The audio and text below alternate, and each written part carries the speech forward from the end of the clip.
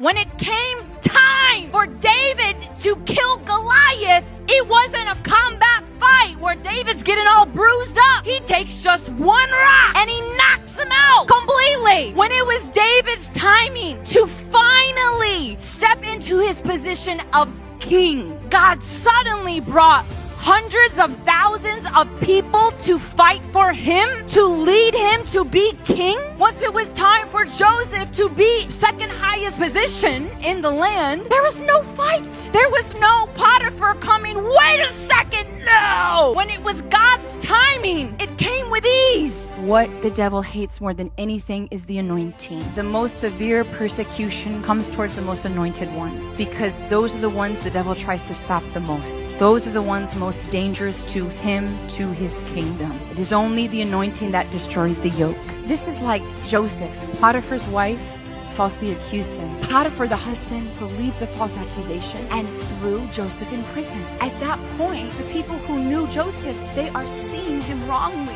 There is mud thrown on him. They're seeing him in the wrong lens because of this woman's evil words. Then came God's perfect timing of where God's will had to be done in Joseph's life. God's perfect timing of where the promise that God made Joseph had to be fulfilled. The time came where Joseph needed to be at the highest position in all of Egypt besides Pharaoh. And what did God do?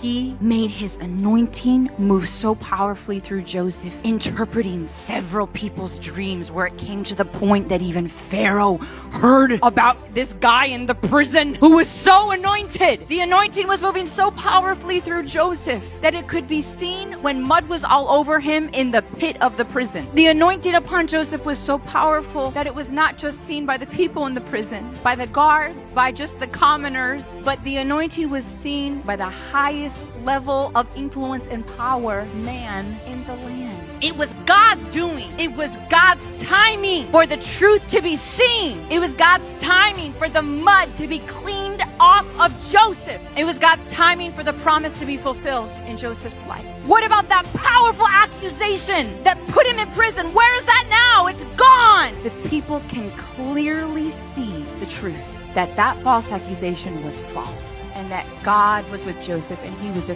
pure, anointed servant of God. This takes place when it's God's timing. When it's God's perfect timing, he makes it overwhelmingly obvious that God is with you, that this is God.